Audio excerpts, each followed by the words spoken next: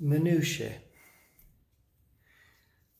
This is the condition of the mouthpiece screws. Rusted on this Hohner 270, but I got a package of new ones. I mean, I'm not partial to grinding down metal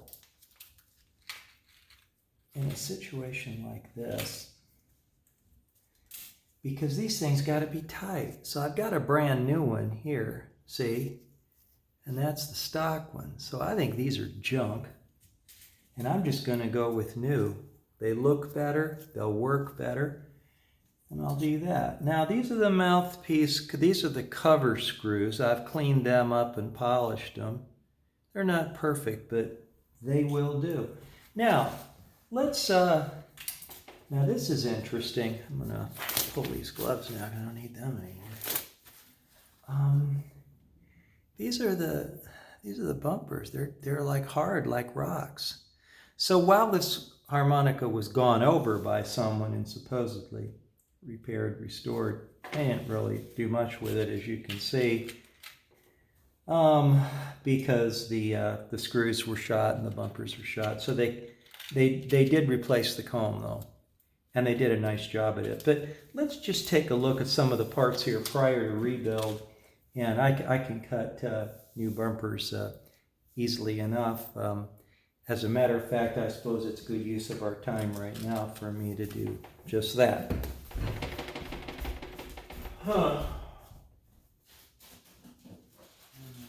Here, here, and here.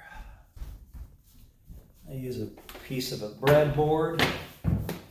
Come on down, and condition of the bumpers are important, you know. All I have to do is find some bumper stock in my collection of bumper stock that will do the job.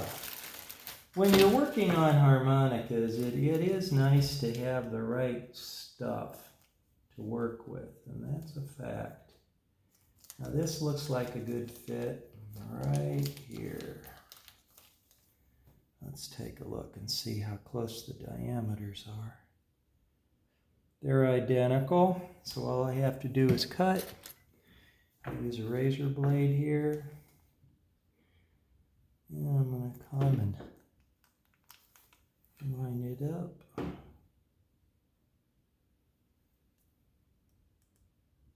Chop, chop.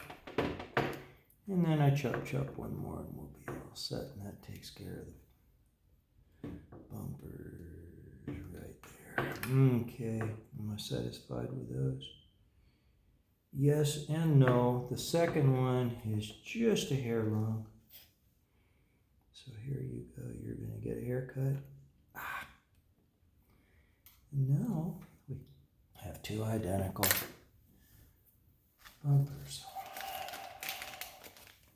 Okay, so let's take a look. You know, we've done a lot of work to get this thing ready to put together. And these were the rotten, dried, shot bumpers, and these are our new ones in perfect condition, brand new, squishy. So that's one thing that we did right. See how beautiful our covers look? So we've done a nice job, top and bottom, with our bumpers.